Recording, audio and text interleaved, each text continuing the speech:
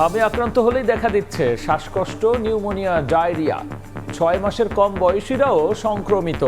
24 ঘন্টায় আরো 6 শিশুর মৃত্যু। হাসপাতালে রোগীর চাপে বাড়ছে উদ্বেগ।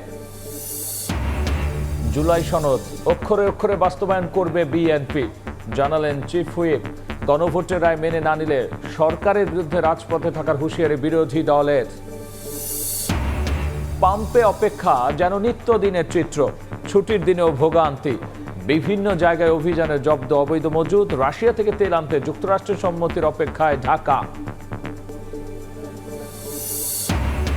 সরবরাহ স্বাভাবিক থাকলেও কেজিতে 15 টাকা পর্যন্ত বেড়েছে সয়াবিন তেলের দাম। কম যোগানের অজুহাতে চড়া সবজির বাজারও। কমতির দিকে ব্রয়লার মুরগি। এবং ভেতরে গ্রাহক, বাইরে তালা। বেইলি রোড ট্র্যাজেডিতে বিল আদায়ে কাউকে বের হতে দেয়নি কাচ্চি ভাই, দাবি রাষ্ট্রপক্ষের। বেশিরভাগেরই ধোঁয়ায় দম বন্ধ হয়ে মৃত্যু।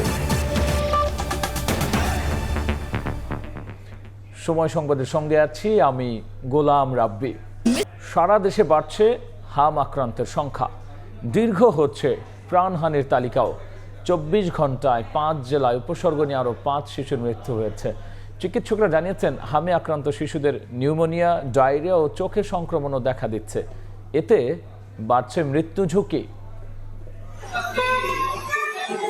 সারা দেশে দ্রুত ছড়াচ্ছে হাম, বাড়ছে উদ্বেগ। হাম আক্রান্ত 7 মাসের শিশু আয়ানকে নিয়ে গাজীপুরের মাওনা থেকে ময়মনসিংহ মেডিকেলে ছুটে আসেন মা সাজেদা আক্তার। জ্বর, শ্বাসকষ্ট, নিউমোনিয়ায় গুরুতর অসুস্থ ছেলেকে ভর্তি করেন হাম আইসোলেশন ওয়ার্ডে। নিউমোনিয়া এক সাইড নষ্ট করে লাইছে, হামের জ্বর ছাড়তেছে না একদম। ময়মনসিংহে গত 24 ঘন্টায় হাম উপসর্গ নিয়ে এক শিশুর মৃত্যু হয়। এই নিয়ে গত 2 সপ্তাহে মৃতের সংখ্যা বেড়ে 6 জন। আইসোলেশন ওয়ার্ডে নতুন ভর্তি আরো 9 শিশু। বর্তমানে চিকিৎসাধীন 67 জন।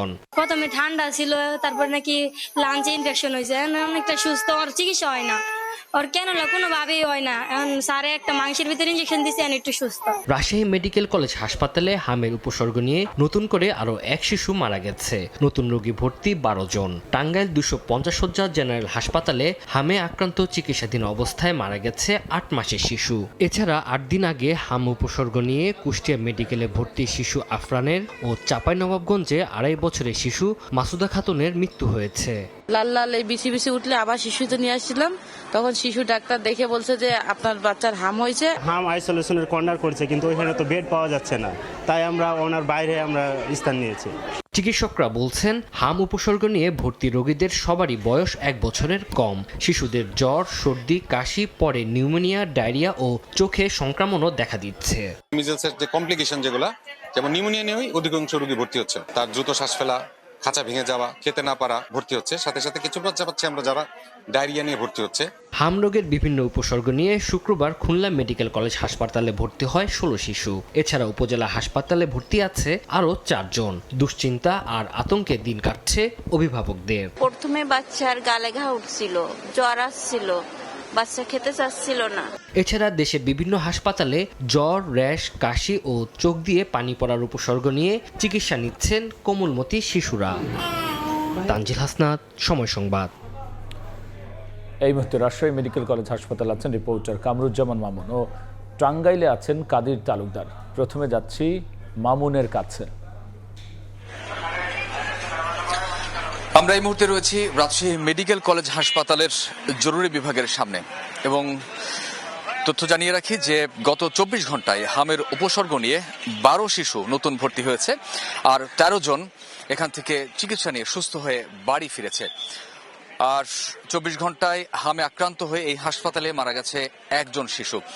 অর্থাৎ যদি মোট হিসেবের কথা বলি, তাহলে ফেব্রুয়ারি থেকে এ পর্যন্ত আজকে গত 24 ঘন্টায় একজনের মৃত্যু, এটি সহ যদি যোগ করে বলি, তাহলে ফেব্রুয়ারি থেকে এ পর্যন্ত মোট 37 শিশু এই রাজশাহীতে হামে আক্রান্ত হয়ে মারা গেছে। এর ভেতরে 35 জন রাজশাহী মেডিকেল কলেজ হাসপাতালে এবং বাকি 2 জন বেসরকারি সিডিএম হাসপাতালে। এখন পর্যন্ত এই হাসপাতালের যে শিশু বিভাগ, সেই শিশু বিভাগে কিন্তু আজও নতুন 13 জন রোগী এসেছেন এবং এখানে যে আইসিইউ রয়েছে সেই আইসিইউতেও কিন্তু বেডের সংখ্যা বাড়ানো হয়েছে। সেখানে 6টি নতুন বেড সংযোজন করা হয়েছে, আর আগে থেকে 12টি বেড সেখানে ছিল। এছাড়া ন্যাশনাল হার্ট ফাউন্ডেশনের যে রিসার্চ ইনস্টিটিউট, সেখানেও আরো 10টি বেড প্রস্তুত রাখা হয়েছে। এই মুহূর্তে 130 শিশু হয়ে চিকিৎসা নিচ্ছে রাজশাহী মেডিকেল কলেজ হাসপাতালের শিশু বিভাগে। আর যদি মোট হিসেব বলি তাহলে 352 জন চিকিৎসা নিয়েছে এখন পর্যন্ত এই হাসপাতাল থেকে। তো হাসপাতাল কর্তৃপক্ষের সঙ্গে কথা বলে যেটি জানা গেছে যে তারা সর্বোচ্চ প্রস্তুতি রেখেছেন এই যে হামের সংক্রমণ, এই সংক্রমিত হয়ে যে সব শিশুরা এই হাসপাতালে চিকিৎসা নিতে আসছেন তাদের যাতে অগ্রাধিকার ভিত্তিতে এবং সর্বোচ্চ চিকিৎসাটি নিশ্চিত করা যায় সেটি তারা দেখছে। এবং সংক্রমণ ঠেকাতেও কিন্তু বিভিন্ন ক্যাম্পেইন এই বিভিন্ন এলাকায় করা হচ্ছে। আমরা দেখেছি যে আজও নতুন 13 জন শিশু এখানে ভর্তি হয়েছে। সব মিলিয়ে বলা চলে যে রাজশাহী অঞ্চলে হামের যে সংক্রমণ তার খবর খুব একটা সুখকর নয় এবং সেটি একটি ভয়াবহ তথ্য যে প্রত্যেক দিনই গতকাল কিন্তু 3 জন শিশু মারা গিয়েছিল এবং একজন রাজশাহী মেডিকেলে আর 2 জন বেসরকারি হাসপাতালে। আজ রাজশাহী মেডিকেল কলেজ হাসপাতালে 1 জন। তো এখন পর্যন্ত এখানে হামের অবস্থা খুবই ভয়াবহ। আমার কাছে রাজশাহী অঞ্চল থেকে ছিল এতটুকুই। আমরা এখন চলে যাচ্ছি টাঙ্গাইলে, সেখান থেকে জানাবেন সহকর্মী কাদির তালুকদার। টাঙ্গাইলে বহু করে বাড়ছে হামজনিত রোগীর সংখ্যা, অথচ চিকিৎসায় 10 জন নতুন করে হামজনিত সংখ্যা হাসপাতালে ভর্তি হয়েছে। এ দিয়ে বর্তমানে টাঙ্গাইলে 23 জন হামজনিত রোগী ভর্তি রয়েছে টাঙ্গাইল জেনারেল হাসপাতালে। অন্যদিকে গত 24 ঘন্টায় আমরা দেখেছি গত 31 ঘন্টা মানে গত 2 দিনে 2 জন শিশু কিন্তু ইতিমধ্যে হামজনিত করেছে। তো দিন যত যাচ্ছে ততই কিন্তু পরিধি যেমন বাড়ছে তেমন কিন্তু মানুষের মধ্যে আতঙ্ক বিরাজ করছে। মানুষের সাথে যারা এখানে ভর্তি রয়েছে রোগ, এই ভাইরাসের কারণে বাচ্চারা আক্রান্ত হয়ে তারা আসলে প্রথমে জ্বর হয়, জ্বর থেকে ছোট ছোট গুটি আকারে শরীরের প্রত্যেকটি অংশে তারা কিন্তু এই হামগুলো ছেয়ে যায়। পরে এই যে জ্বালা যন্ত্রণায় অতিষ্ঠ হয়ে আসলে বাচ্চাগুলো কান্না করতে থাকে। পরবর্তীতেই তারা হাসপাতালে নিয়ে এসেছে, হাসপাতালে আনার পরেই তারা চিকিৎসাধীন রয়েছে। এদিকে গত 2 দিনে 2টি বাচ্চা মৃত্যুবরণ করার কারণে যারা স্বজন রয়েছেন তারা কিন্তু ব্যাপকভাবে আতঙ্কিত হয়ে পড়েছেন। তারা আমাদেরকে জানিয়েছেন যে আসলে এই রোগে যে এই পরিমাণ যে তারা আতঙ্ক ছড়িয়ে পড়বে সেটি তারা আসলে কল্পনাও করতে পারেনি। তারা একদিকে যেমন চিকিৎসা নিচ্ছে তেমনি কিন্তু তাদের ভিতরে একটি ভয় তাদের ভিতরে বিরাজ করছে। বিশেষ করে এই বাচ্চা দুটি মৃত্যুবরণ করার কারণে তাদের ভিতরে আতঙ্ক বিরাজ করছে। তো আমরা কথা বলেছিলাম এখানকার যারা কর্তব্যরত ডাক্তার রয়েছে তাদের সাথে আমরা কথা বলেছিলাম টাঙ্গাইল সিভিল সার্জনের সাথে। সে আমাদেরকে জানিয়েছে যে আসলে এটি একটি ভাইরাস জনিত রোগ। এই ভাইরাসের কারণে নতুন করে বিভিন্ন, শুধু টাঙ্গাইল নয়, টাঙ্গাইল সদর উপজেলা নয়, বিভিন্ন উপজেলায় আসলে এই রোগীর আক্রান্তর পরিমাণ বাড়ছে, দিন দিন এর সারি লম্বা হচ্ছে। তো আমরা এই আক্রান্ত রোগীদের জন্য ইতিমধ্যেই টাঙ্গাইল জেনারেল হাসপাতালে নতুন করে একটি আইসোলেশন ওয়ার্ড ইতিমধ্যেই স্থাপন করেছে। সেখানে কিন্তু অলরেডি 23 জন রোগী টাঙ্গাইল জেনারেল হাসপাতালে নতুন করে একটি আইসোলেশন ওয়ার্ড ইতিমধ্যেই স্থাপন করেছে। সেখানে কিন্তু 23 জন রোগী ভর্তি রয়েছে। তবে আমরা রোগীদের সাথে কথা বলেছি, তারা আমাদেরকে বলেছেন যে আসলে রোগের কারণে নতুন করে একটি আইসোলেশন ওয়ার্ড তৈরি করা হলেও আসলে এখানকার যে স্বাস্থ্য সেবা বা স্বাস্থ্যের যে চিকিৎসার যে মান সে নিয়ে কিন্তু তারা অনেকটাই অস্থিতির মধ্যে তারা মনে করছে যে নতুন করে স্বাস্থ্য সেবা আরো ভালোভাবে এই ছিল আসলে আমার কাছ থেকে টাঙ্গাইলে আমদানিত রোগীর সংখ্যা বিস্তারিত। হাম সংক্রমণের সবশেষ নিয়ে আমরা সরাসরি ছিলাম টাঙ্গাইলের, আগে ছিলাম রাজশাহীতে। এদিকে হামে আক্রান্ত হলেই দেখা দিচ্ছে শ্বাসকষ্ট, নিউমোনিয়া, ডায়রিয়া। সংক্রমিত হচ্ছে 6 মাসের কম বয়সী শিশুরা। এতে দুশ্চিন্তা বাড়ছে অভিভাবকদের। 24 ঘন্টায় রাজধানীর সংক্রামক ব্যাধি হাসপাতালে মারা গেছে 1 শিশু, নতুন করে ভর্তি হয়েছে আরও 9 জন। মহামারী আকারে হামের ছড়িয়ে পড়া ঠেকাতে কঠোর স্বাস্থ্যবিধির পরামর্শ বিশেষজ্ঞের। দেশের সব জেলায় হামের প্রাদুর্ভাব ছড়িয়ে পড়ায় বাড়ছে উদ্বেগ উৎকণ্ঠা। এর মধ্যে বিশেষ টিকাদান কর্মসূচি ঘোষণায় কিছুটা স্বস্তি এলেও দুশ্চিন্তা আক্রান্তদের নিয়ে। রাজধানীর হাসপাতালগুলোতে ভর্তি অধিকাংশ শিশুই হামের সঙ্গে সঙ্গে আক্রান্ত হচ্ছে নিউমোনিয়ায়, দেখা দিচ্ছে শ্বাসকষ্ট।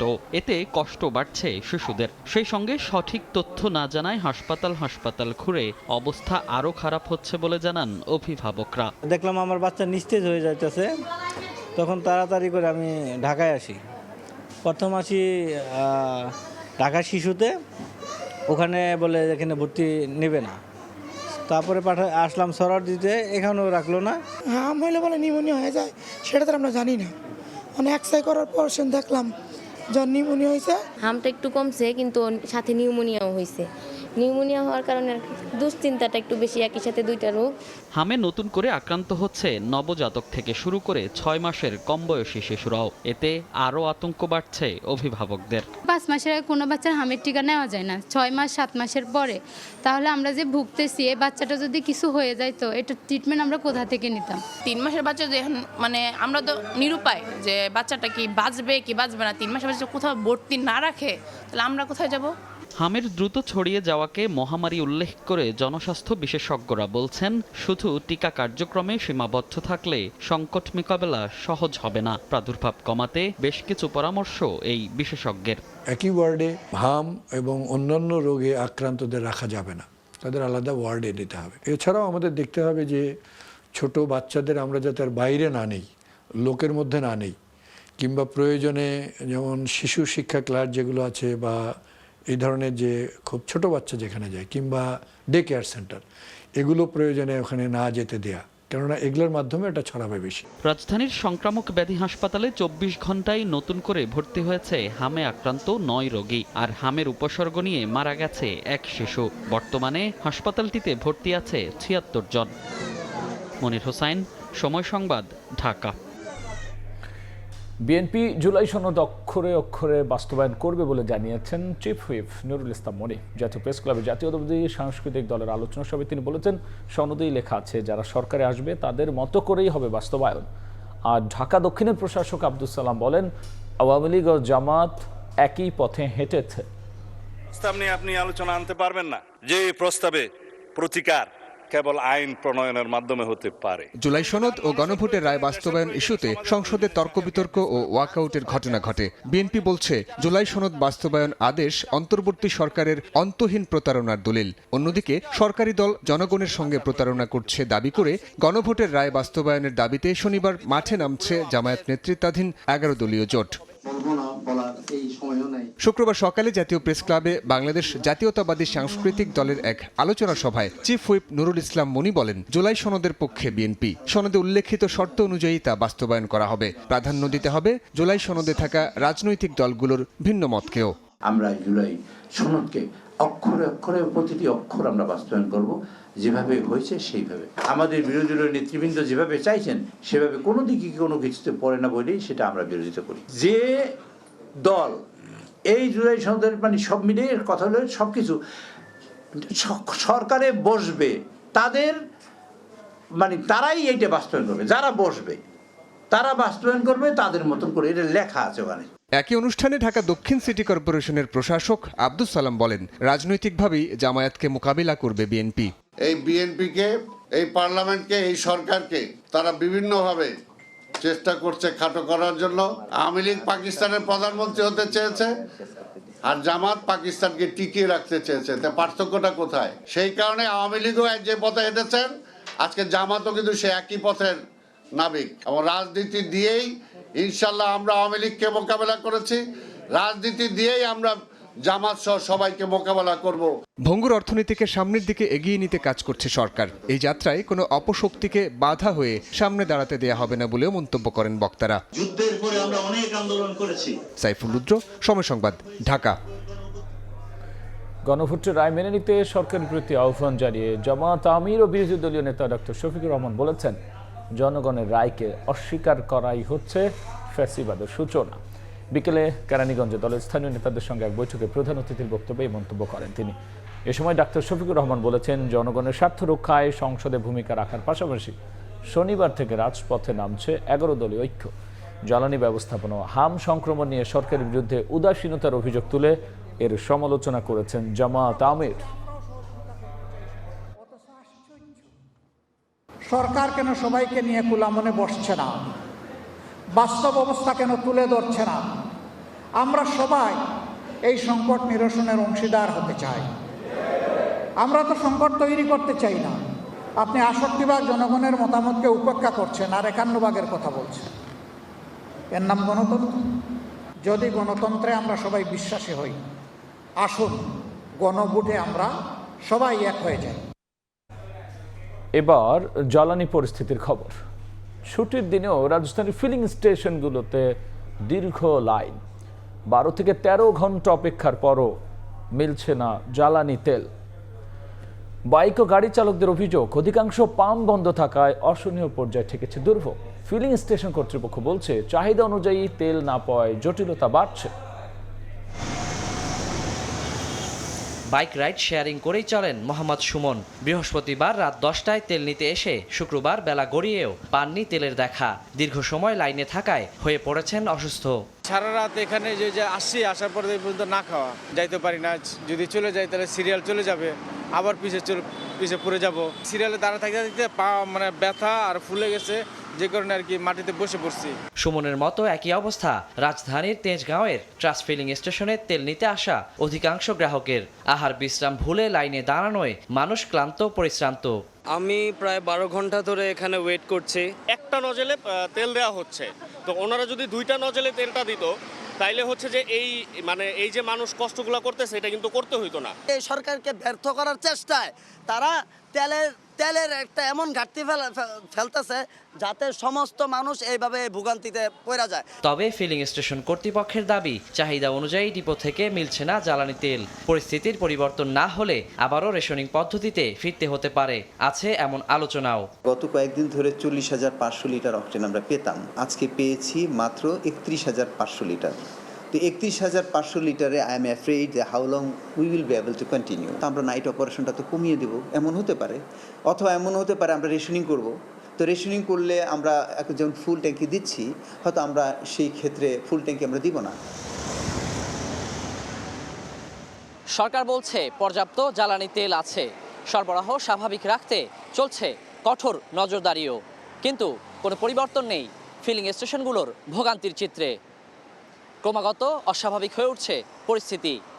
সবার প্রশ্ন এখন একটাই, এই ভোগান্তির শেষ কোথায়? ওয়ালিউল সাকিব, সময় সংবাদ, ঢাকা। এই মুহূর্তে রাজধানীর আসাদ গেইটে আছেন সহকর্মী কামরুল হাসান এবং খুলনায় আছেন আব্দুল্লাহ আল মামুন রুবেল। প্রথমেই যাচ্ছি ঢাকায় কামরুলের কাছে। সকাল গড়িয়ে দুপুর গড়িয়ে বিকেল থেকে আর কিছুক্ষণ পরে সন্ধ্যা নামবে, কিন্তু এই আসাদ গেটের যেই তেলের পাম্পটি রয়েছে ঠিক সেই তেলের পাম্পে এখন পর্যন্ত যানবাহনের দীর্ঘ সারি আমরা দেখতে পাচ্ছি। আমরা এখানে আসার পর বেশ কিছু মোটরসাইকেল চালক এবং প্রাইভেট কারের যে চালকরা রয়েছেন তাদের সঙ্গে কথা বলেছি। তারা যেটি বলছেন, কেউ 2 ঘন্টা 3 ঘন্টা 4 ঘন্টা ধরে এই পাম্পে অবস্থান করছে। আপনারা জানেন যে বৈশ্বিক যে জ্বালানি সংকট চলছে, ঠিক সেই সংকটের প্রভাব কিন্তু বাংলাদেশেও পড়েছে। তারই একটি উজ্জ্বল দৃষ্টান্ত আমরা এখানে এই আসাদ গেটের যে পাম্পটি রয়েছে সেই পাম্পে দেখতে পাচ্ছি। এখানে অধিকাংশ যারা বিশেষ করে মোটরসাইকেলের যারা জ্বালানি নিতে অপেক্ষা করছেন ঘন্টার পর ঘন্টা, তারা অনেকেই যে রাইড শেয়ার অর্থাৎ পাঠাওয়ের যে চালক তারা রয়েছেন এবং তারা বেশ বিষণ্ণতায় ভুগছেন, যেহেতু এইটির মাধ্যমে তাদের পারিবারিক যে রুটি রোজগারের যে বিষয়টি সেটি অনিশ্চিত হয়ে পড়ছে। এখানকার বেশ ক্ষুব্ধ প্রতিক্রিয়াও কিন্তু জানিয়েছেন এই পাম্পে যারা তেল নিতে এসেছেন, বিশেষ করে মোটরসাইকেলের যে চালকরা।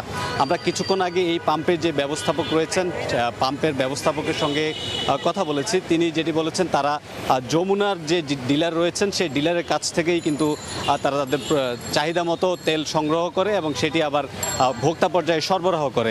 তিনি যেটি বলেছেন, তার এই পাম্পে প্রতিদিন 40,000 লিটার অকটেনের প্রয়োজন পড়ে। সেক্ষেত্রে তিনি তার যে চাহিদা সেই চাহিদার চেয়ে মাত্র ২৭,০০০ লিটার তারা পাচ্ছেন, অর্থাৎ ১৩,০০০ লিটার তেল কিন্তু তার সংকট রয়েছে। ঠিক এই সংকট নিয়ে তিনি আসলে কিভাবে গ্রাহকদেরকে সরবরাহ করবেন সেই বিষয় নিয়েও কিন্তু দুশ্চিন্তায় রয়েছেন। একটু জানাই, আপনারা জানেন যে জ্বালানি তেলের যে প্রভাব, সেই প্রভাবের কারণে ইতিমধ্যেই কিন্তু সরকারের পক্ষ থেকে নির্ধারিত অফিসের যেই কার্যসূচি, সেই অফিসের কার্যসূচিতেও কিন্তু পরিবর্তন আনা হয়েছে। অর্থাৎ যেই সকাল ৯টা থেকে যে ৫টার যে অফিস বিধি, সেই বিধি শেষ করে বিকেল ৩টায় নিয়ে আসা হয়েছে। তো এই ধরনের বেশ কিছু পরিবর্তন আনা হয়েছে জ্বালানি সংকটের কারণে। তো এই ছিল আমার কাছে আসাদ গেটের পেট্রোল পাম্প থেকে সবশেষ তথ্য।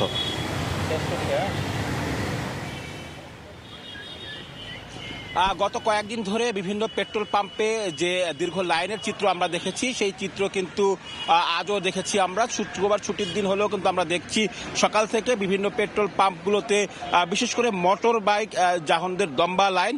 অনেকেই কিন্তু আসলে দীর্ঘ 2 ঘন্টা অপেক্ষা করে লাইন শেষ করে তেল পাচ্ছেন। অনেকেই কিন্তু আবার শেষ পর্যন্ত তেল পাননি এমন অভিযোগও রয়েছে, এবং চাহিদা অনুযায়ী আসলে জ্বালানি তেল দেওয়া হচ্ছে না এমন কথা কিন্তু আসলে গ্রাহকদের পক্ষ থেকে বলা হচ্ছে। যদিও পেট্রোল পাম্প মালিক যারা রয়েছেন বা পেট্রোল পাম্প যারা চালাচ্ছেন, তারা আসলে বলছেন যে বিভিন্ন সময় তাদের যে চাহিদা থাকে ডিপো থেকে, সেই চাহিদা অনুযায়ী তারা আসলে পুরোপুরি তেল পাচ্ছেন না। যদিও ডিপো থেকে বলা হচ্ছে প্রতিদিনকার বা আগেরকার নিয়মে যে চাহিদা ছিল, সেই চাহিদা অনুযায়ী আসলে পাম্পগুলোতে তেল সরবরাহ করা হচ্ছে। তবে বেশি পরিমাণে আসলে তেল বিক্রি হওয়ার কারণে কিন্তু আসলে নির্ধারিত সময়ের আগেই তেল শেষ হয়ে যাচ্ছে। আমি এই মুহূর্তে যে পাম্পটি রয়েছি, সেটি খুলনা নিউ মার্কেট এলাকার একটি পাম্প। এই পাম্পটিতে সকাল ৯টার পর থেকে আসলে তেল সরবরাহ শুরু হয়, এবং কিছুক্ষণ আগে এই পাম্পের অকটেনটি আসলে শেষ হয়েছে, এবং এই মুহূর্তে পেট্রোল এবং ডিজেল দেওয়া হচ্ছে। এবং আমরা লম্বা লাইন দেখতে পাচ্ছি ছবিতে, একেবারে প্রায় 1 কিলোমিটার দীর্ঘ আমরা লাইন দেখতে পাচ্ছি। একটির পর একটি মোটরসাইকেল রয়েছে। যদিও সবাই আসলে তেল পাবেন এই নিশ্চয়তা আসলে নেই। এখান থেকে আসলে বলা হচ্ছে যতক্ষণ আসলে তেল থাকবে ততক্ষণ সময় কিন্তু আসলে তেল দেওয়া হবে। এছাড়া খুলনা মহানগরের অন্যান্য পেট্রোল পাম্পগুলোর কথা যদি আমরা একটু বলি, সকাল থেকে আমরা বেশ কয়েকটি পেট্রোল পাম্পে ঘুরেছি। সেসব জায়গায় কিন্তু একই চিত্র দেখেছি, অর্থাৎ সকাল থেকে দীর্ঘ লাইন ছিল। একই রকম ভাবে আসলে তেল পেতে গ্রাহকদের নানা রকম কষ্ট হচ্ছিল, ভোগান্তি ছিল।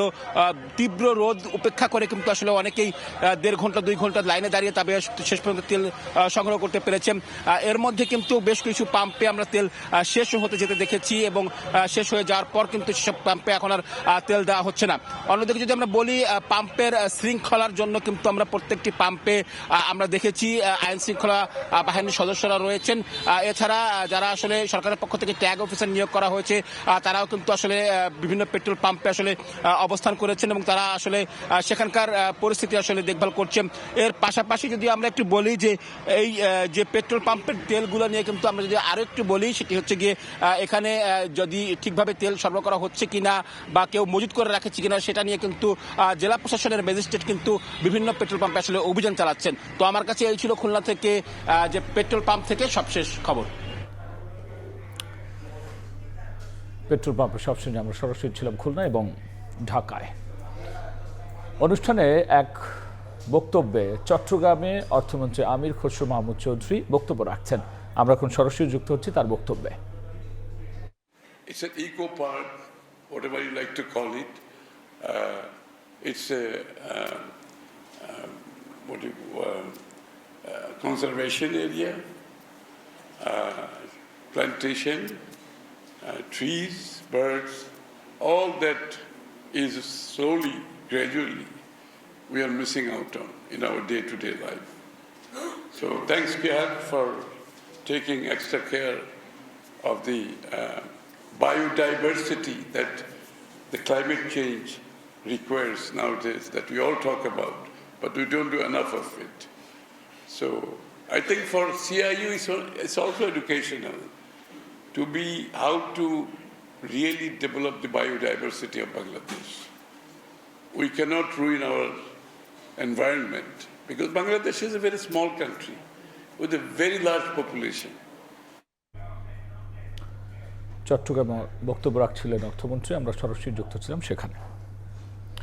মেহেরপুরে অবৈধভাবে তেল নামানোর সময় লরি বোঝায় 4,500 লিটার ডিজেল জব্দ করেছে পুলিশ। নোয়াখালীতে বিশেষ অভিযানে পানির ট্যাঙ্ক থেকে জব্দ করা হয় 750 লিটার তেল। বাড়ির মালিককে 10,000 টাকা জরিমানা এবং 15 দিনের বিনা শ্রম কারাদণ্ড দেওয়া হয়। অন্যদিকে পঞ্চগড়ে স্থানীয়দের সহায়তায় জব্দ হয়েছে 50 লিটার পেট্রোল। বিশ্বজুড়ে জ্বালানি তেল সংকটের মধ্যেও দেশে চলছে অবৈধভাবে মজুতের কারবার। যদিও তৎপর প্রশাসন, তবুও থেমে নেই অসাধু ব্যবসায়ীরা। বৃহস্পতিবার মধ্যরাতে মেহেরপুরের গাংনীতে সাহেবনগর বাজারের একটি দোকানে লরি থেকে তেল নামানোর খবর পায় পুলিশ। এ সময় ওই দোকানের ব্যারেল থেকে 600 লিটার তেল জব্দ করা হয়। বৈধ কাগজপত্র না থাকায় তেল বোঝাই লরিটি জব্দ করা হয়। ওই লরিতে প্রায় 4500 লিটার ডিজেল ছিল বলে জানিয়েছে আইন শৃঙ্খলা বাহিনী। এদিকে গভীর রাতে নোয়াখালীর সুবর্ণচরে বিশেষ অভিযানে যান উপজেলা নির্বাহী কর্মকর্তা। চরজব্বর ইউনিয়নে বসির সেরাঙের বাড়ির ছাদে পানির ট্যাঙ্কে মজুত করা 750 লিটার তেল জব্দ করা হয়। পরে স্থানীয় লাইসেন্সপ্রাপ্ত ব্যবসায়ীদের কাছে ডিপোর মূল্যে নিলামে বিক্রি করা হয় ওই সব ডিজেল। অবৈধভাবে মজুত করায় বাড়ির মালিককে 10,000 টাকা জরিমানা এবং 15 দিনের বিনাশ্রম কারাদণ্ড দেয়া হয়। অন্যদিকে শুক্রবার দুপুরে পুরাতন পঞ্চগড় এলাকায় খোলা বাজারে বিক্রির উদ্দেশ্যে নেয়া প্রায় 50 লিটার পেট্রোল জব্দ করেন সদর উপজেলার নির্বাহী কর্মকর্তা। বোতলসহ মোটরসাইকেলটি জব্দ করা হয়। ট্রাঙ্ক বানায়নি, মানে যেদিকে করে তেল ঢোকায়, মানে বাক্সতে ঢোকায় নিয়ে আমার মোটরসাইকেল করে যাচ্ছে। জব্দকৃত তেল নিকটস্থ পাম্পে এনে সাধারণ যারা নাগরিক আছে, তাদের যাদের কাগজপত্র আছে, ফুয়েল কার্ড আছে, তাদের মধ্যে বিতরণ করছে। এ ঘটনায় পলাতক রয়েছে মোটরসাইকেল আরোহী। তার বিরুদ্ধে ব্যবস্থা নেয়ার পাশাপাশি কারচুপি করা পাম্পের বিরুদ্ধেও আইনগত ব্যবস্থা নেয়ার কথা জানিয়েছে ইউএনও। খাদিজা স্বপ্না, সময় সংবাদ। রাশিয়া থেকে 2 মাস আগে অন্তত 6 লাখ মেট্রিক টন ডিজেল আমদানি করতে চায় সরকার, যা দিয়ে কমপক্ষে 1.5 মাসের চাহিদা মেটানো সম্ভব। তবে নিষেধাজ্ঞার ঝুঁকি বিবেচনায় পুরো বিষয়টি নির্ভর করছে মার্কিন সম্মতির ওপর। আর এ নিয়ে যুক্তরাষ্ট্রের রফতানি দফতরকে দেয়া চিঠির জবাবের অপেক্ষায় জ্বালানি বিভাগ। ফারুক ভিয়া রবিনের রিপোর্ট। ইরান যুদ্ধের প্রভাবে সৃষ্ট সংকট আর মার্কিন নিষেধাজ্ঞার সাময়িক শিথিলতায় ফের আলোচনায় রাশিয়ার জ্বালানি তেল। গত মাসে অপরিশোধিত তেল ও ডিজেল 2 ধরনেরই জ্বালানি আমদানি করতে মস্কোর প্রস্তাব পায় ঢাকা। তবে মধ্যপ্রাচ্যের তুলনায় ভারী হওয়ায় রাশিয়ার অপরিশোধিত তেল শোধনের উপযোগী নয় দেশের একমাত্র পরিশোধনাগার ইস্টার্ন রিফাইনারি। সেজন্য রাশিয়া থেকে পরিশোধিত তেল কিনতে আগ্রহী জ্বালানি বিভাগ। আলোচনা চলছে 2 মাসে 6 লাখ মেট্রিক টন ডিজেল আমদানির, যা অন্তত 1.5 মাসের চাহিদার সমান। সরকার যদি রাশিয়ার সাথে লিঙ্ক করে এই 6 লক্ষ টন যদি আমরা আনতে পারি, এটা খুবই ভালো। এটা কিন্তু তাদেরকে কুইক করতে হবে এটা, কারণ এটা আমেরিকা কিছুদিন পরে আবার বন্ধ করে দিবে। এই একটা সময় আছে যখন আমরা এইটাকে করতে পারি। তবে রাশিয়া থেকে তেল আমদানির বিষয়টি নির্ভর করছে যুক্তরাষ্ট্রের সম্মতির উপর। নিষেধাজ্ঞায় শিথিলতা চেয়ে এর মধ্যে মার্কিন রফতানি দফতরে চিঠি দেওয়া হয়েছে। এখন অপেক্ষা ওয়াশিংটনের ইতিবাচক সাড়ার। ইউএসের সাথে আমাদের কথা হয়েছে, আমরা চিঠি লিখেছি। চিঠির উত্তর পেলে, আপনারা জানেন যে স্যাংশন ওয়েবার না পেলে তো আমি ওই উৎস থেকে আসলে আনতে পারবো না। যদি আমরা ওয়েব হয় তখন দেখা যাবে কত দিনের জন্য হলো, কত মেট্রিক টনের জন্য হলো, সেটা ফাইনালি জানা যাবে এরপর। গত মঙ্গলবার ওয়াশিংটনে মার্কিন জ্বালানি মন্ত্রীর সঙ্গে পররাষ্ট্রমন্ত্রীর বৈঠকে ওঠে রুশ তেলের বিষয়টি। বিশ্লেষকরা মনে করেন জ্বালানি কূটনীতিতে দক্ষতা দেখাতে পারলে মিলতে পারে ট্রাম্প প্রশাসনের সবুজ সংকেত। অন্য দেশকে যদি ছেড়ে দেয় তাহলে বাংলাদেশকে ছেড়ে না দেওয়ার কোনো কারণ নেই। এনার্জি ডিপ্লোম্যাসির অন্যতম হলো যে আমার নেগোসিয়েশন স্কিলটা আছে কিনা। আমাকে তাকে বোঝানো এটাই হলো যে আমার এখানে যদি এনার্জির ঝামেলা হয় তাহলে কিন্তু তোমারই ক্ষতি হবে। আমি যেটাকে তোমার দেশে পাঠাই সেটার দাম যদি বেড়ে যায় এবং সেখানে যদি ঝামেলা হয় তাহলে তো তোমারই ক্ষতি। এর আগে 2022 সালে ইউক্রেন যুদ্ধের প্রেক্ষাপটে প্রস্তাব এসেছিল রুশ তেল কেনার। তবে মার্কিন নিষেধাজ্ঞার ঝুঁকি বিবেচনায় পরে আর তেমন এগোয়নি আলোচনা। চলমান বৈশ্বিক সংকটে মুখ্য হয়ে দাঁড়িয়েছে জ্বালানি কূটনীতি।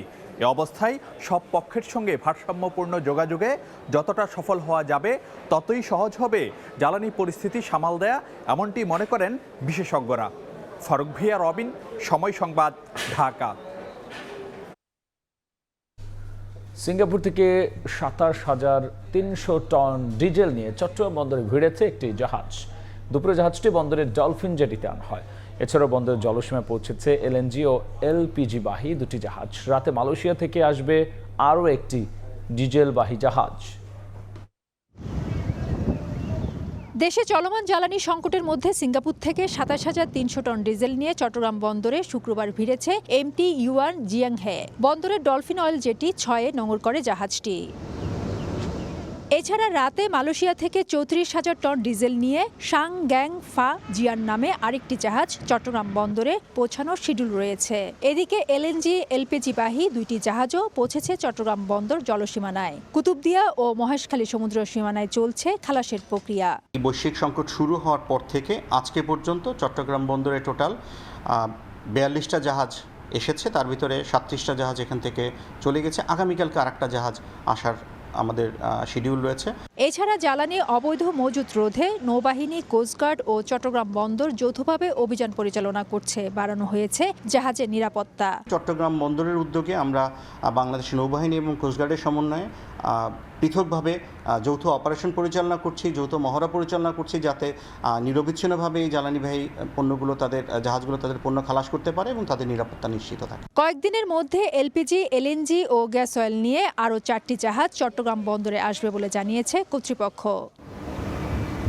ফেদুসলিপি, সময় সংবাদ, চট্টগ্রাম। জ্বালানি খাতে অস্থিরতা চাপ এবার ঢুকে পড়েছে ভোক্তার ঘরে। এলপি গ্যাসের দাম কেজিতে ৩২ টাকার বেশি বাড়ানোর পরও কিনতে হচ্ছে বাড়তি দামেই। ১৭২৮ টাকার গ্যাস মিলছে না ২,০০০ টাকার নিচে। খুচরা বিক্রেতারা দায় দিলেও ডিলারদের দাবি সরকার নির্ধারিত দামে বিক্রি করছেন তারা। অজুহাতে ভরা এই বাজার ব্যবস্থাপনার মাসুল গোনা থেকে মুক্তি চান ভোক্তারা। মধ্যপ্রাচ্য সংঘাতে অস্থির জ্বালানি তেলের বিশ্ববাজার। এরই জেরে ভোক্তা পর্যায়ে ১২ কেজির এক সিলিন্ডার LPGর দাম ৩৮৭ টাকা বাড়িয়ে ১৭২৮ টাকা নির্ধারণ করেছে বাংলাদেশ এনার্জি রেগুলেটরি কমিশন। প্রতি ১২ কেজিতে এখানে বেড়েছে ৩৮৭ টাকা। এখানে কোম্পানি বিক্রি করবে ১৬৩৩ টাকায়, পাইকারি বিক্রি হবে ১৬৮৩ টাকায় এবং খুচরা বিক্রয় মূল্য হবে ১৭২৮ টাকা। সিলিন্ডারের নতুন মূল্য নির্ধারণের পর শুক্রবার সকাল থেকে রাজধানীর বিভিন্ন এলাকায় ঘুরে দেখা গেল ভিন্ন চিত্র। কারওয়ান বাজারে ২,০০০ টাকা, আফতাবনগরে আরও ২০০ টাকা বেশিতে, আর মোহাম্মদপুর বসিলায় 12 কেজির এক সিলিন্ডার LP গ্যাস বিক্রি হচ্ছে ১৮৫০ থেকে ১৯০০ টাকায়। একে তো দাম বেশি, অন্যদিকে সরকারি দরের বাস্তব প্রতিফলন নেই বাজারে। ক্ষুব্ধ ক্রেতারা। ১৪০০ ১৪৫০ টাকা কিনতাম, এই অবস্থায় কিনছি, বা ১৫০০ টাকায় কিনছি, হঠাৎ করে ২,০০০ কিনতে হইতেছে এখন। বিভিন্ন জায়গায় বিভিন্ন দাম, এটা তো সবাই আমরা ভুগতেছি। টাকা বেশি দিলে গ্যাস পাওয়া যায়। যেখানে যাচ্ছি ২,০০০ টাকা চাচ্ছে। পাল্লা দিয়ে যদি গ্যাসেরও দাম বাড়তে থাকে তাহলে আমাদের মতো মধ্যবিত্ত যারা আছে তাদের তো প্রত্যেক মাসে এরকম করে ইনকাম পাল্লা দিয়ে বাড়ছে না। বিক্রেতাদের অভিযোগ, ডিলারের কাছ থেকে চড়া মূল্যে কিনে কম দামে বিক্রি করা সম্ভব হচ্ছে না। ১৯০০ টাকা করে কিনছি, বিক্রি করতেছি আপনি ২,০০০ টাকা। গাড়ি ভাড়া আছে, গাড়ি দিয়ে নিয়ে আসতে হয়, ১৯০০, ১৯৫০, ২,০০০ এরকম বিক্রি হয়। আমরা কিনতেছি ১৮০০ টাকা করে। ওরা আবার এই যে বাড়তি টাকাটা নিচ্ছে, ওরা ওদের খরচ, ওদের স্টাফ খরচ, এইটা আবার এই কষ্ট ওরা দেখাইছে যেটা বাড়তি নিতেছে ওনারা। আমরা ১৮০০ করে কিনছি, আমরা ১৮৫০ টাকা হোটেল, 4 দোকান ওদের কাছে বিক্রি করতেছি। আর বাসা বাড়িতে যেগুলো ৫ তলায় ৬ তলায় উঠাচ্ছি, এগুলো বেচতেছিল আপনার ১৯০০ টাকা করে। অথচ সরকার নির্ধারিত মূল্যেই সিলিন্ডার বিক্রি করা হচ্ছে বলে দাবি ডিলারদের। আমাদের কাছ থেকে এই হোলসেল ডিলারশিপ আছে, তারা ১৭৫০ টাকা করে নেই। আমরা ডিলার পর্যায়ে ১৭৫০ টাকা বিক্রি করতেছি। সরকার যে রেট দিচ্ছে আমরা ওই রেটেই বেচতেছি, আমরা এখনো বেশি দামে বিক্রি করতেছি না। এ অবস্থায় ভোক্তার কাঁধে চাপানো বাড়তি ব্যয়ের বোঝা কমাতে সরকারের নজরদারি বাড়ানোর দাবি ভুক্তভোগী ভোক্তাদের। অন্তরা সেন, সময় সংবাদ, ঢাকা। সময় সংবাদে আরও থাকছে। সিরাজগঞ্জে নিয়ন্ত্রণ হারিয়ে সেতু ডিভাইডারের সঙ্গে ধাক্কায় দুমড়ে মুচড়ে গেল বাস, প্রাণ গেল ৩ জনের, আহত অন্তত ১০।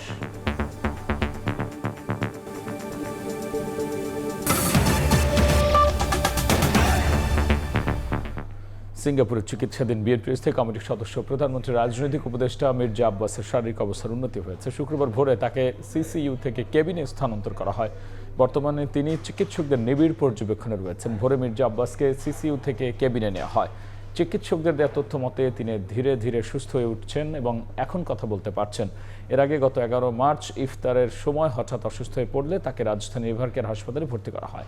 সেখানে তার মস্তিষ্কে অস্ত্রোপচার করা হয়। পরে উন্নত চিকিৎসার জন্য গত ১৫ মার্চ এয়ার অ্যাম্বুলেন্সে করে তাকে সিঙ্গাপুরে নিয়ে যাওয়া হয়।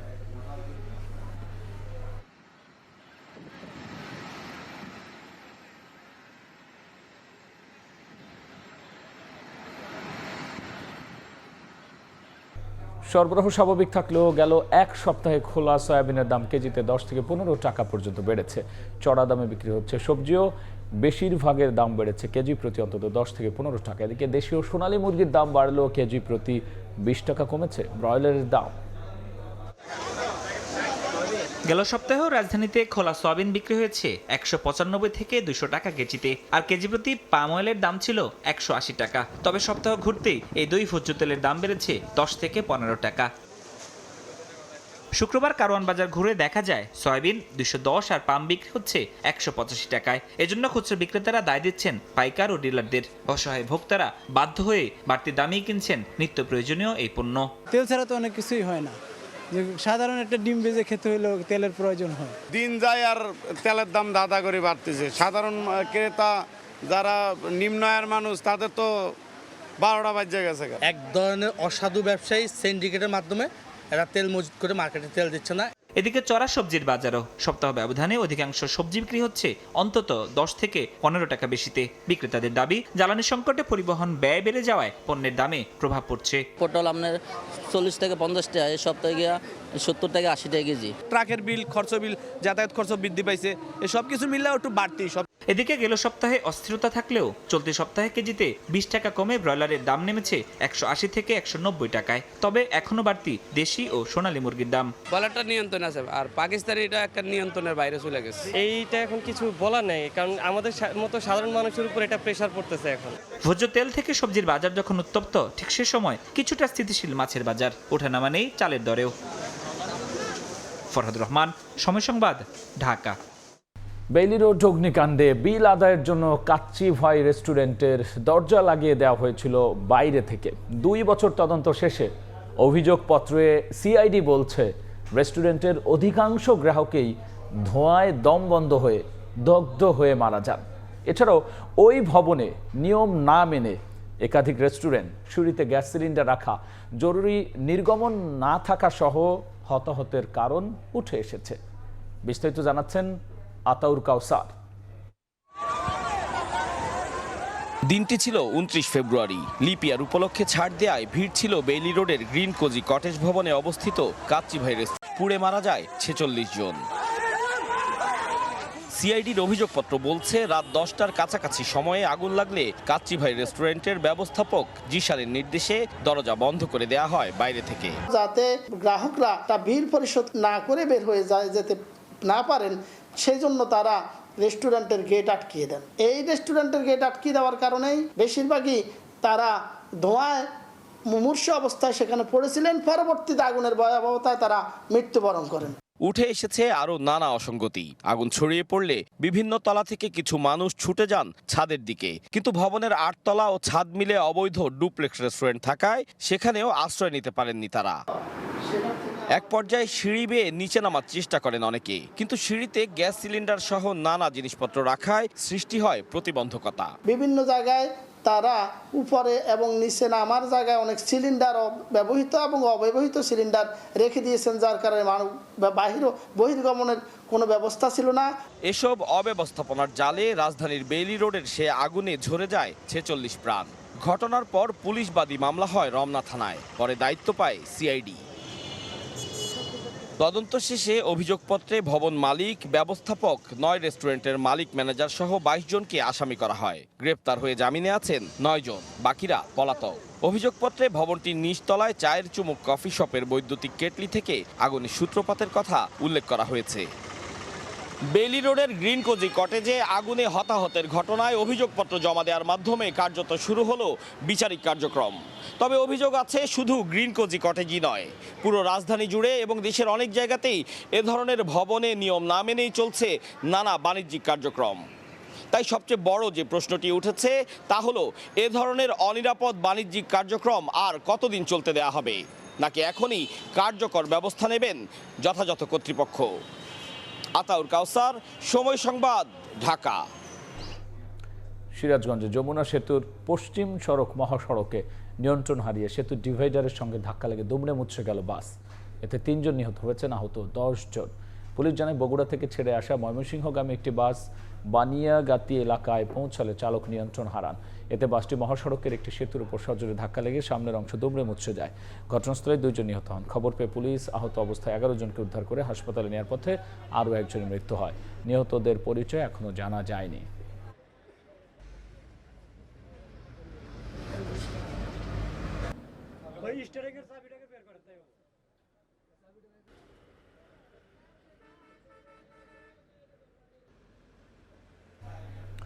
সময় সঙ্গে আরও থাকছে।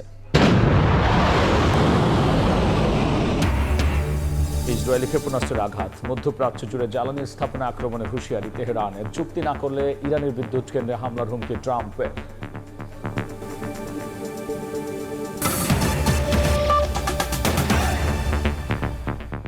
নিজেদের স্বার্থ ঠিক রেখে জাপান কনসোর্টিয়ামকে 3rd টার্মিনাল পরিচালনার দায়িত্ব দিতে চায় সরকার।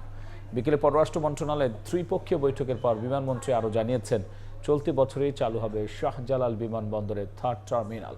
আলোচনায় অংশ নেন জাপান কনসোর্টিয়ামের প্রতিনিধি সহ পররাষ্ট্রমন্ত্রী ও প্রতিমন্ত্রী, বিমানমন্ত্রী ও প্রতিমন্ত্রী, প্রধানমন্ত্রীর পররাষ্ট্র উপদেষ্টা, বিডার নির্বাহী চেয়ারম্যান ও সিভিল এভিয়েশন চেয়ারম্যান।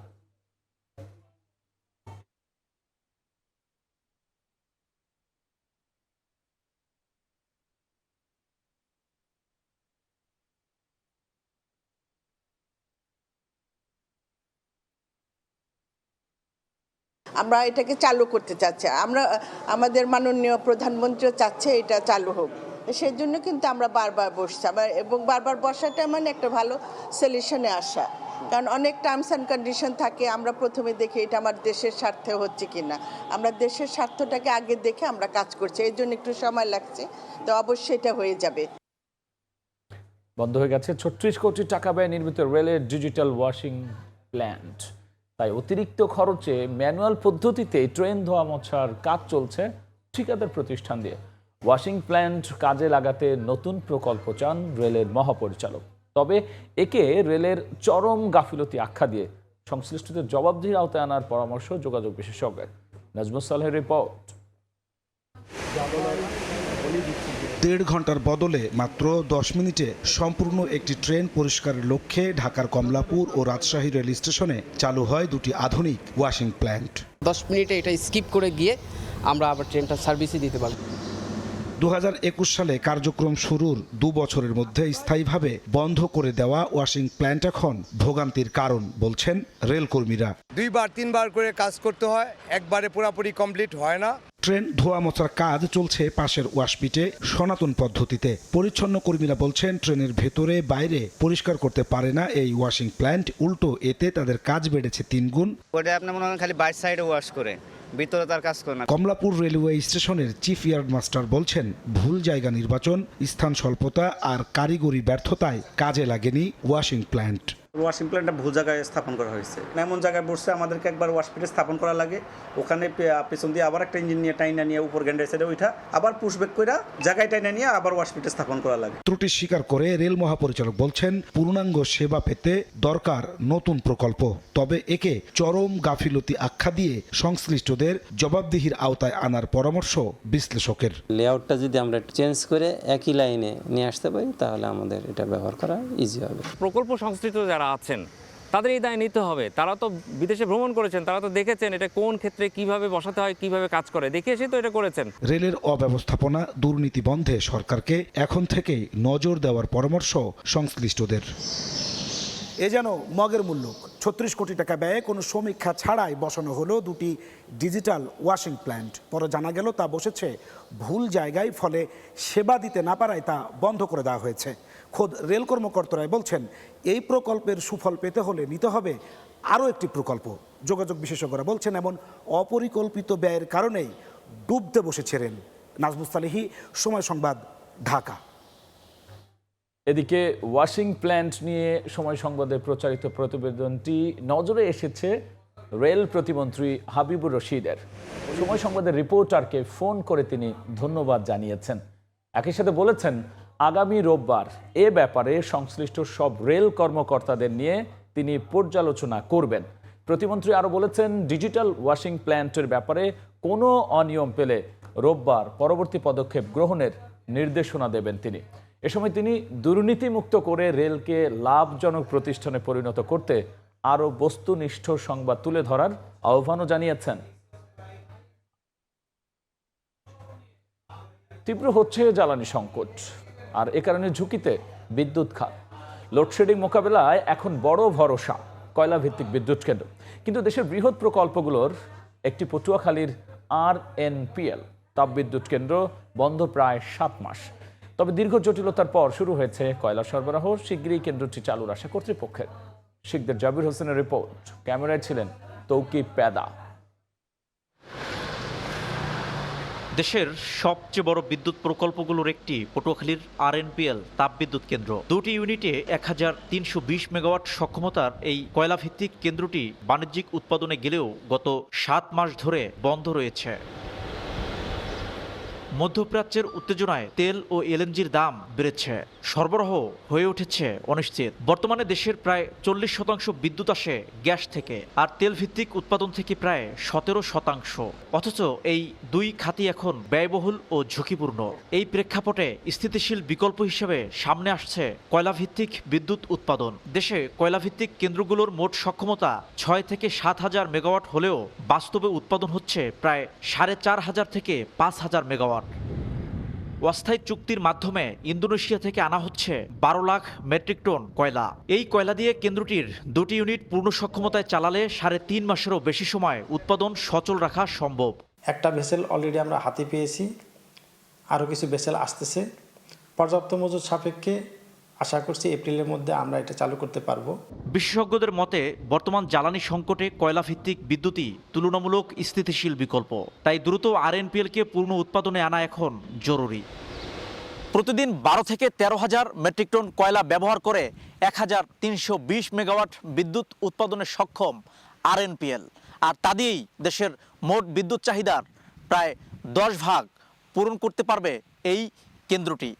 শিকদার জাবির হোসেন, সময় সংবাদ, পটুয়াখালী। ইরানের অবকাঠামো লক্ষ্য করে এখনো হামলা শুরুই করেনি মার্কিন বাহিনী, এমন মন্তব্য করেছেন প্রেসিডেন্ট ডোনাল্ড ট্রাম্প। অবিলম্বে চুক্তি না করলে দেশটির বিদ্যুৎ কেন্দ্রে আক্রমণের হুমকি দিয়েছেন তিনি। তেহরানের পাল্টা হুঁশিয়ারি, হামলা হলে মধ্যপ্রাচ্যের দেশগুলোর জ্বালানি স্থাপনা লক্ষ্যবস্তু করা হবে। এর মধ্যেই পাল্টাপাল্টে হামলা অব্যাহত রয়েছে। শুক্রবার ইসরায়েল লক্ষ্য করে দফায় দফায় ক্ষেপণাস্ত্র ছোড়ে ইরান। ব্যালিস্টিক মিসাইল আঘাত হেনেছে তেল আবিব ও জেরুজালেম সহ গুরুত্বপূর্ণ শহরগুলোতে। ইসরায়েলি প্রতিরক্ষা বিভাগের দাবি, পেতা তিকবা শহরে মিসাইলের ধ্বংসাবশেষ পড়ে কয়েকটি আবাসিক ভবন ক্ষতিগ্রস্ত হয়েছে। হামলার পরপরই হাজার হাজার আতঙ্কিত মানুষ বাংকারে আশ্রয় নিতে বাধ্য হন। এদিন ইরানের সামরিক বাহিনী যুক্তরাষ্ট্রের আরও একটি F-35 যুদ্ধবিমান ভূপাতিতের দাবি করেছে। IRGC জানায়, দুবাইয়ে মার্কিন প্রতিষ্ঠান ওরাকল এবং বাহরাইনে আমাজনের ডাটা সেন্টারেও আক্রমণ চালানো হয়েছে। কুয়েতে বিশ্বের অন্যতম বৃহৎ তেল শোধনাগারে চালানো হয়েছে শক্তিশালী ড্রোন হামলা। ইরানের বিদ্যুৎ কেন্দ্রে হামলা হলে মধ্যপ্রাচ্য জুড়ে জ্বালানি স্থাপনা ও টেলিকম কোম্পানি লক্ষ্য করে নজিরবিহীন আক্রমণের হুঁশিয়ারিও দেওয়া হয়েছে। এদিকে ইরানের অভ্যন্তরে হামলা অব্যাহত রেখেছে যুক্তরাষ্ট্র ইসরায়েল। আলবরজ প্রদেশের কারাস শহরের নির্মাণাধীন B1 ব্রিজে চালানো ড্রোন হামলায় নিহত সংখ্যা বেড়েছে, আহত হয়েছেন অনেকে।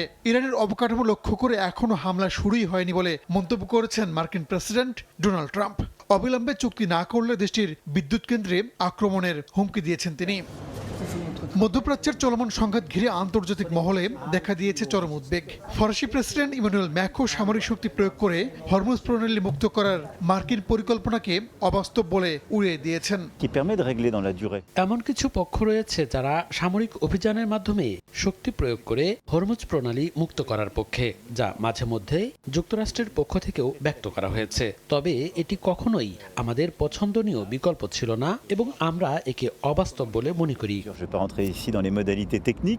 এদিকে মধ্যপ্রাচ্য পরিস্থিতি শান্ত করতে সব প্রচেষ্টা নিতে প্রস্তুত রাশিয়া বলে জানিয়েছেন প্রেসিডেন্ট ভ্লাদিমির পুতিন। মিশরের পররাষ্ট্রমন্ত্রীর সঙ্গে বৈঠকে একথা জানান তিনি। রাহানুল রানা, সময় সংবাদ।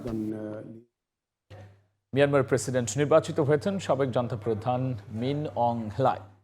শুক্রবার পার্লামেন্টে ভোটাভুটিতে 584 সদস্যের মধ্যে 293 ভোট পান তিনি। 2021 সালে নির্বাচিত সরকারকে হটিয়ে ক্ষমতা দখল করেন হ্লাই। সমালোচনার মুখে গত বছরের ডিসেম্বরে দেশটিতে নির্বাচন অনুষ্ঠিত হয়। বিতর্কিত নির্বাচনে জয় পায় সেনা সমর্থিত দল। সেনা সরকারের প্রেসিডেন্ট হলেন সাবেক জান্তা প্রধান। ক্ষমতা ধরে রাখতে তার এই পদক্ষেপে বিশ্লেষকরা দেখছেন কৌশলগত শক্তি ধরে রাখার অংশ হিসেবে। তবে দেশের সেনাবাহিনী ও বিভিন্ন গোষ্ঠীর সঙ্গে চলমান গৃহযুদ্ধ এখনও জটিল অবস্থায় রয়েছে, যা দেশের রাজনৈতিক ও নিরাপত্তা পরিস্থিতিকে কঠিন করে তুলেছে।ဗိုလ်ချုပ်ကြီးဇေယျကျော်ထင်းစီတူရာထူးတာဝန်အသီးသီးထမ်းဆောင်ခဲ့ဒီမှာ52ဦးစီးချုပ်ဗိုလ်ချုပ်ကြီးဇေယျကျော်ထင်းစီတူရဲဝင်းဦးကတာဝန်လွှဲပြောင်းပေးခဲ့သည့်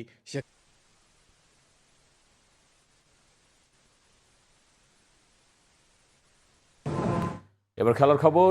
অনূর্ধ্ব 20 সাফ চ্যাম্পিয়নশিপের শিরোপার মঞ্চে উত্তাপ ছড়াচ্ছে বাংলাদেশ ও ভারত ম্যাচ। টাই ব্রেকার নয়, নির্ধারিত 90 মিনিটেই ভারতের যুবাদের হারিয়ে ট্রফি জিততে চান লাল সবুজ কোচ মার্ক কক্স। অতীতের তিক্ত স্মৃতির কথা মাথায় রেখে প্রতিপক্ষকে নিয়ে বাড়তি সতর্ক অধিনায়ক মিঠু চৌধুরী এই ম্যাচের টিকিট নিয়ে ব্যাপক চাহিদা প্রবাসী বাংলাদেশি দর্শকদের। মালের ন্যাশনাল স্টেডিয়ামে ম্যাচ শুরু বাংলাদেশ সময় রাত 9টায়। মালদ্বীপ প্রতিনিধি খন্দকার ওমর ফারুকের ছবিতে দেখব বিস্তারিত। একটা ট্রফি, ভারত বাংলাদেশ দুই অধিনায়কেরই চাওয়া কাঙ্ক্ষিত এই ট্রফি। সাফ অনূর্ধ্ব 20 ফুটবল চ্যাম্পিয়নশিপের শুরু থেকেই দুর্দান্ত পারফর্ম করেছে বাংলাদেশ ও ভারত। শিরোপার মঞ্চে তাই যোগ্য হয়েই নামছে এ দুই দল। আসরের ভেন্যু মালদ্বীপে প্রায় 1 লাখ বাংলাদেশির বসবাস। ম্যাচের আগে অনুশীলনে বাংলাদেশ দলকে উৎসাহ যোগানোর পাশাপাশি তাদের অনুশীলন দেখতে ছুটে যান প্রবাসী বাঙালিরা। সবার আগ্রহের কেন্দ্রে ছিলেন রোডান সুলিভান ও ডেকলান সুলিভান। সমর্থকদের হৃদয়ের এই ব্যাকুলতা জানে পুরো বাংলাদেশ দল, তাই তো তাদের জয় উপহার দিয়েই মাঠ ছাড়তে চায় মার্ক কক্সের দল। প্রতিপক্ষ ভারত বলেই বাড়তি সতর্ক লাল সবুজ, কারণ বয়স ভিত্তিক পর্যায়ে একাধিকবার ভারতের কাছে ফাইনালের মঞ্চে স্বপ্ন ভাঙার কষ্ট নিয়ে ফিরতে হয়েছিল লাল সবুজকে। এবার তাই মালদ্বীপের ফাইনালে দাঁত ভাঙা জবাব দিতে চান বাংলাদেশ অধিনায়ক, জিততে চান শিরোপা। প্রতিপক্ষ যখন ভারত হয় তখন আমাদের ভিতরে একটু অন্য কিছু কাজ করে। আমরা মনে করি তারা আমাদের চিরপ্রতিদ্বন্দ্বী সবসময়। আমি মনে করি, আমার টিমমেটরা মনে করে, তার এগেনস্টে খেলা মানে আমরা আমাদের সবটুকু দিয়ে লড়ার ট্রাই করি। লাল কার্ডের কারণে নেপালের বিপক্ষে ম্যাচে ডাগআউটে থাকতে পারেননি কোচ মার্ক কক্স। এবার ফাইনালে সেরাটা দিয়ে ইতিবাচক পারফর্ম করবে ফুটবলাররা, এমনটাই আশা তার। বড় কোনো ইনজুরি না থাকায় স্বস্তি কোচের। ভারত খুব শক্তিশালী দল, তারাও আমাদের মতো একটা শক্তিশালী দলের বিপক্ষে খেলবে। আমার ফুটবলাররা জানে তাদের কাজটা কি, মাঠে সেটাই তারা করবে। আসর জুড়েই টিকিটের লম্বা লাইন ছিল প্রবাসী বাংলাদেশিদের। ফাইনালের আগেও দেখা গেছে টিকিটের জন্য সে একই চিত্র। সমর্থকদের আশা শিরোপা নিয়েই মালদ্বীপ থেকে দেশে ফিরবে বাংলাদেশ। আমরা এখানে টিকিট নেওয়ার জন্য আসছি, অনেক লোকের সমাগম। এই ম্যাচ আমরা অবশ্যই সুন্দরভাবে জিতব। 2024 সালে একবার অনূর্ধ্ব 20 পর্যায়ে সাফের শিরোপা জয় করেছিল বাংলাদেশ। পারভিন আক্তার, সময় সংবাদ। এ পর্যায়ে শীর্ষ সংবাদ জানিয়ে দিচ্ছি আরও একবার। আমি আক্রান্ত হলে দেখা দিচ্ছে শ্বাসকষ্ট, নিউমোনিয়া, ডায়রিয়া। 6 মাসের কম বয়সীরাও সংক্রমিত। 24 ঘন্টা আর 6 শিশুর মৃত্যু। হাসপাতালে রোগীর চাপে বাড়ছে উদ্বেগ।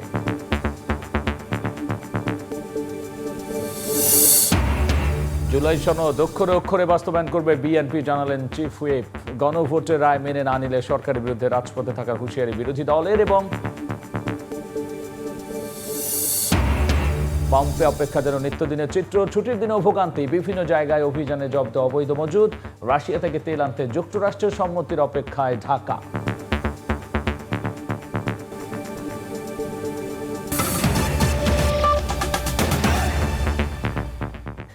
এই ছিল আমার কাছে থাকা 5টার সময় সংবাদ। এরপর বাংলা সময় নিয়ে যুক্ত হবেন সহকর্মী মাহাদি ইসলাম ধ্রুব। রাব্বি, আপনাকে ধন্যবাদ। বাংলা সময় নিয়ে আসছে কিছুক্ষণ পর, সঙ্গেই থাকুন সময়।